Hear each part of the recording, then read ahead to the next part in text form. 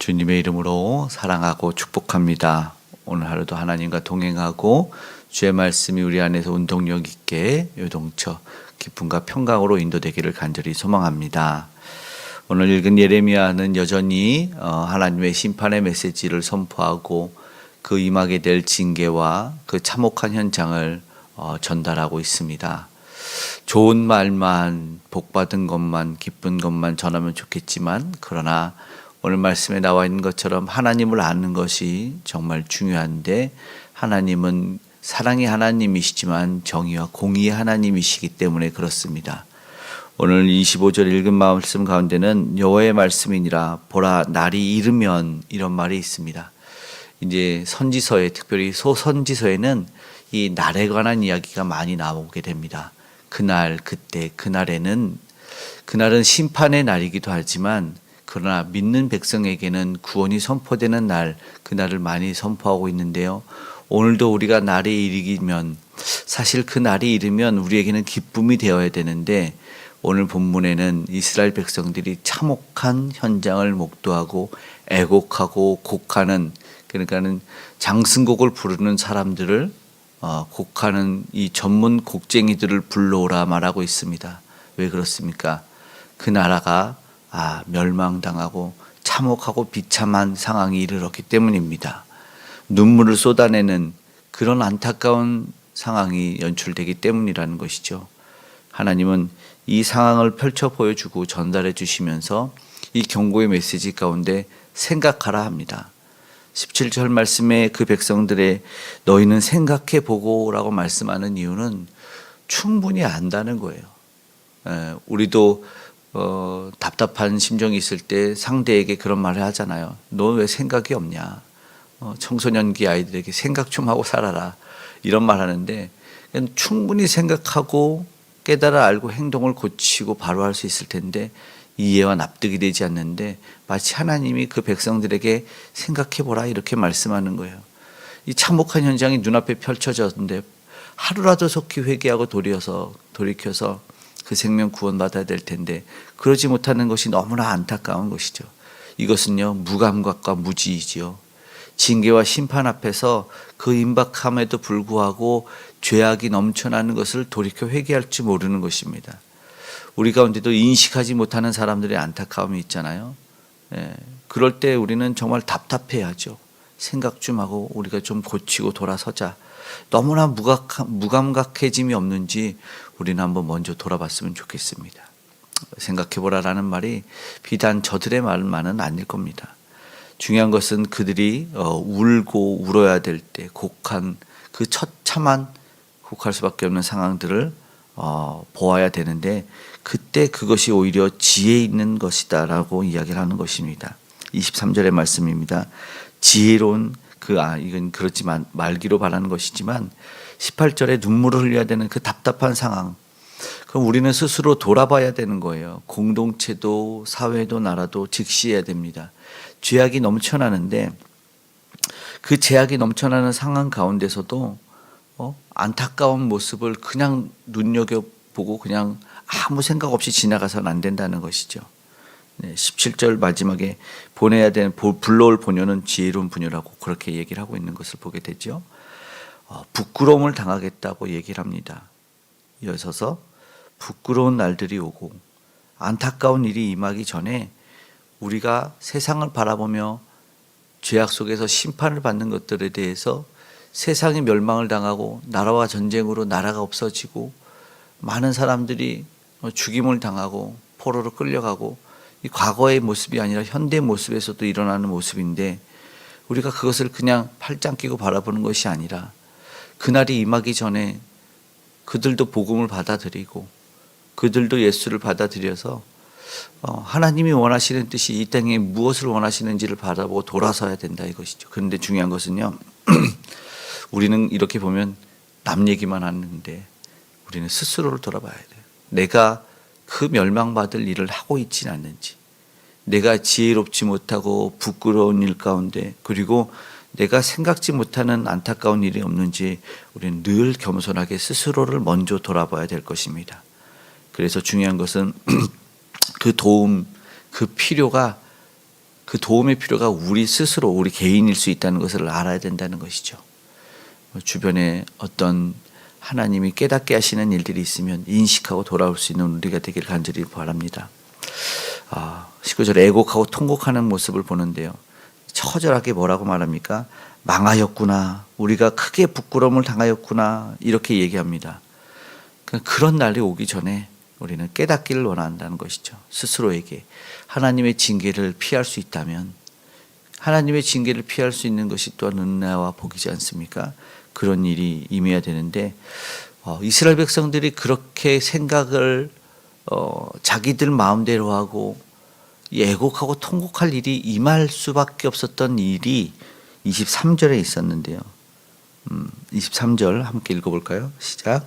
여호와께서 이와 같이 말씀하시되 지혜로운 자는 그의 지혜를 자랑하지 말라. 용사는 그의 용맹을 자랑하지 말라.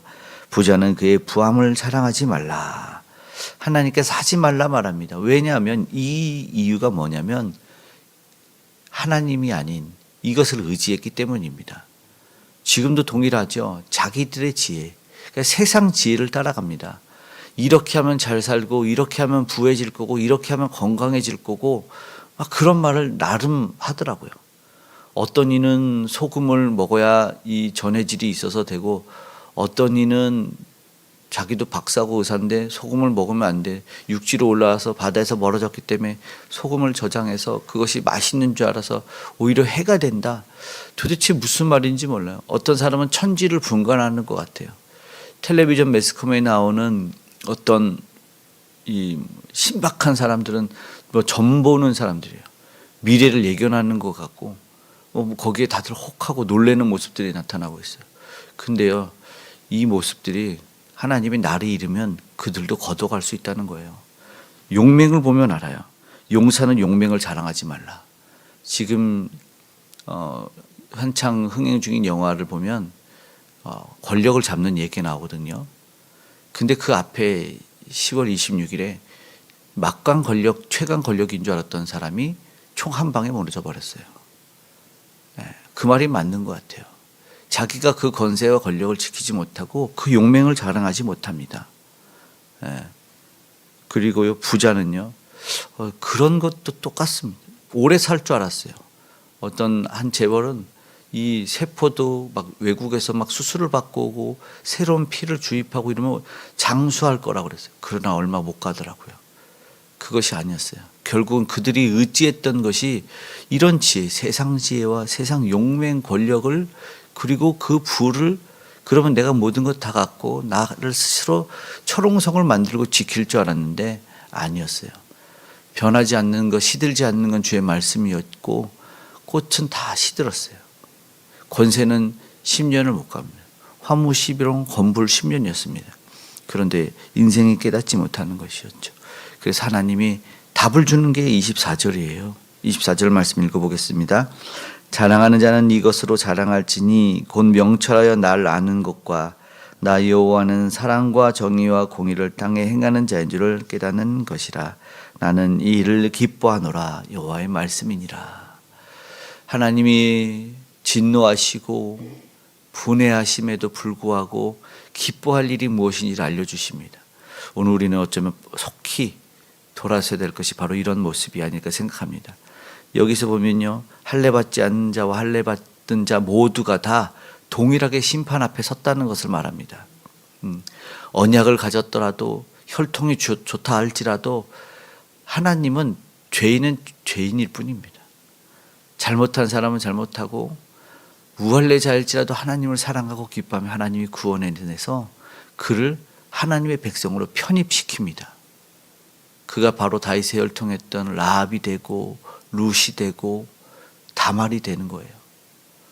하나님에게 기뻐하는 일이 무엇인지를 하나님의 백성으로 편입되어 살기를 원하는 우리 그날이 오면 분명히 알게 됩니다.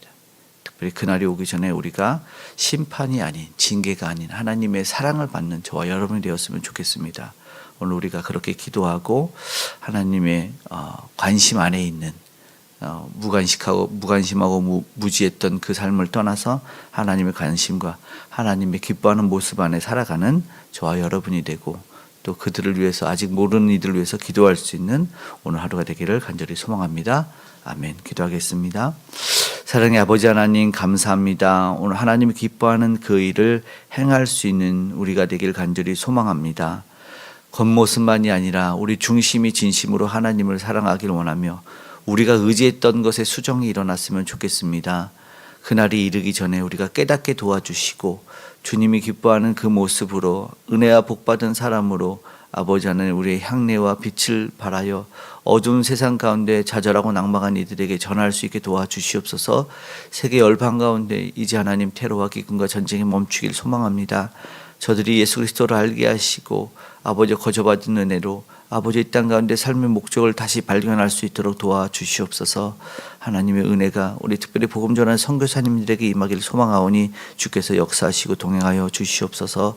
하나님의 은혜 가운데 이 나라 이 민족이 아버지와 멸망으로 침몰하지 않도록 도와주시고 아버지 하나님 복음의 능력이 나타나 유종자들도 하나님을 경외케 하시고 우리도 다시 한번 아버지와 세계 열방의 복음을 전하는 선교 한국으로 다시 한번 우뚝 서서 영향력 발휘할 수 있도록 도와주시옵고 북녘의 우상은 무너져 내리며 복음으로 통일이 이루어질 수 있도록 특별히 하나님께서 귀한 다음의 세대 그 모든 사명과 사역을 잘 감당해 나갈 다음 세대들을 굳건하게 붙들어 주시옵소서.